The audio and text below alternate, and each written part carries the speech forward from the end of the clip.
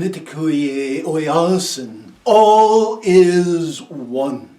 As we conclude this series addressing the various issues of crisis that face the world, it is important for you to understand your personal responsibilities and your collective responsibilities.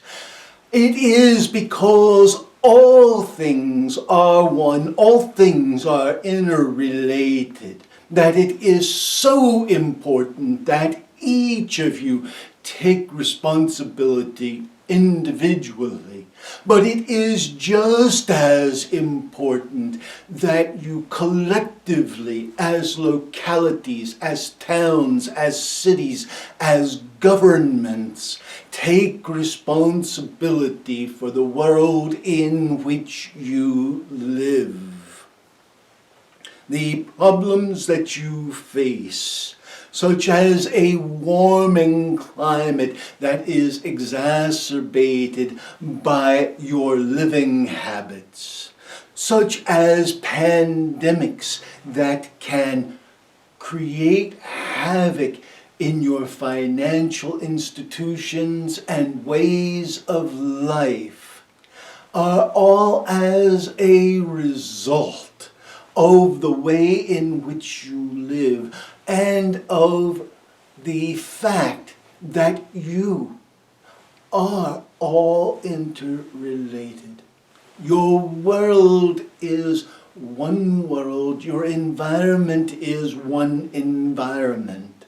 What one individual does in a distant corner of the earth impacts the lives of other individuals in far lands. It is time that you realize that you are all responsible. You think that you are safe if something is remote, but nothing is remote.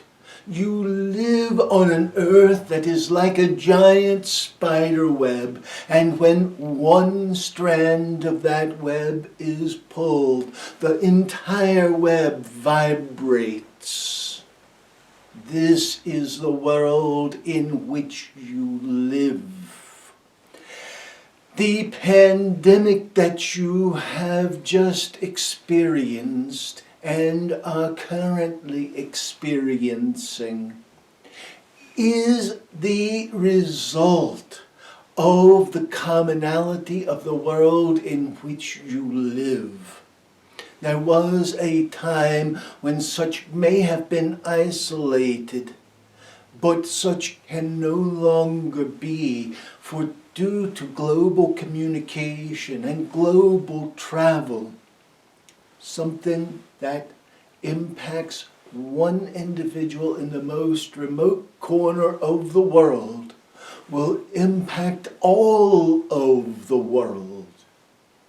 And as you continue to wreak havoc on your environment and explore into places that should be left virgin, you risk creating more and more of these circumstances. As you interact more and more with nature, you have the viability of releasing more and more natural elements of harm. Does this mean you should be isolated, that you should not explore, that you should not see or know your world? It does not. But it does mean that you should not be exploiting your world and altering your world for your profit and temporary benefit. You must think in the long term. Those who were ancient thought what we do today is for the generations of tomorrow.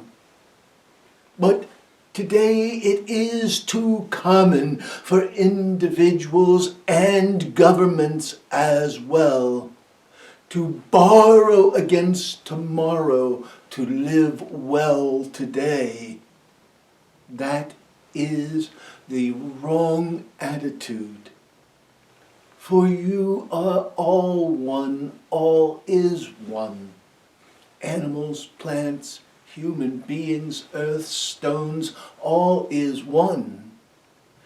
Past, present, and future, all is one.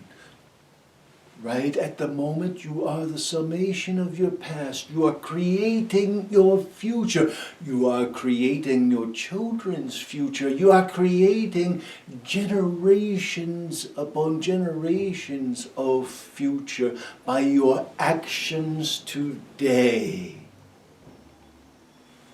So, as all that we have said to you about different things may seem disconnected, all of them are connected, and you must realize such.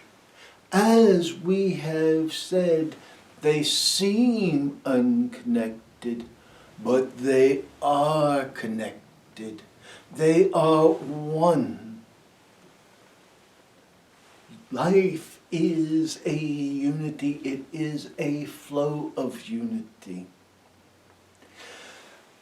We have spoken to you in very practical terms about various things that you can do to not only halt, but even to reverse much of the damage that you have done. Possibly the one issue that we have not touched upon is the predatory cycles and how important it is for the pyramids of predation to exist. For especially amongst the animal kingdom, predators are in a hierarchy, and the hierarchy maintains a balance not only of the population of the animals, but of the way in which those animals interact with water supplies and plants. And when you disrupt the animals, you disrupt the forest and the savannas and the deserts, because they are part of what keeps the status quo in place. So, when you think of treating all as one, you must then think about maintaining the animals. For if you say, oh, we shall preserve the rainforest, but you do not take the animals into consideration, and you destroy apex predators, soon it will change the way that the animals interact. Soon seeds will not be distributed in the same way. Soon the various impregnation of plants will cease, and your rainforest will begin to change and ultimately be decimated.